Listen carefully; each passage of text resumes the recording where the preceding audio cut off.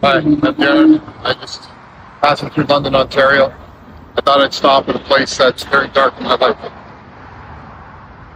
Welcome to Salvation Army Children's Village, what I call the shithole where I was raped and abused as a child.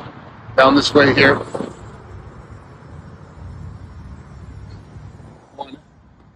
My brother Pat stayed in this building here. In this building had a room that was a small room with wooden walls and a screen over the windows, and they would put us in there for a day. Sometimes we'd get our asses kicked or beaten. My brother had his arms pried up his back and was physically abused by the workers in this building here. Next door is cottage 2. You walk down with me. This is house unit number 2, the one I stayed in. In back there's a playground, which is kind of appropriate. We used to have a swing set back there, and the guy that worked in cottage 4 would come over and solicit us and try to think. This is where I met the pedophile that raped me. In this building here, to the right of the front door, was my bedroom. This is the house number 2 where I stayed. My bedroom was that window right there. I had a roommate by the name of Matt, where I was 10 years old when I stayed here. And number 4 is where the pedophile that took advantage of myself, but God only knows how many other kids while he was here. So let's go down and take a look. This is hard for me. 4, where pedophile worked. These buildings were not connected before they were separated. And if you follow me down this way, it's pretty hard.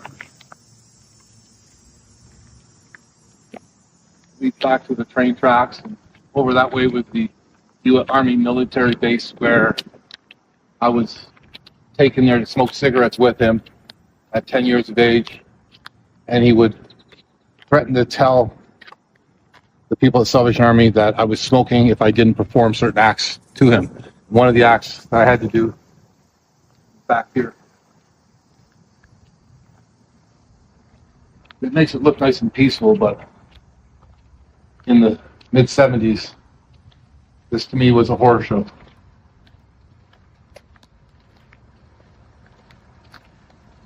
Make it look peaceful now, but this shed unit was back here, wasn't connected to the building. You'd walk through, and in there, I was raped. I was forced to give oral sex to a male worker on a regular basis.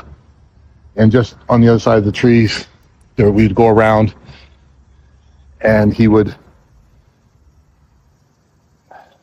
force me to have sex. This is hard. I didn't think it was going to be this hard. Anyhow, take a look. Looks like a nice peaceful place on the outside. Welcome to the Salvation Army of Hell. I have nothing good to say about this place. And every Christmas when I see those people ringing the bell, trying to ask money for God and help people, I always want to just open up the can and shit in the hole. That's how I feel about this organization. They ruined my life. Behind the meeting hall every day at lunch, we'd all get together. There'd be 50 kids.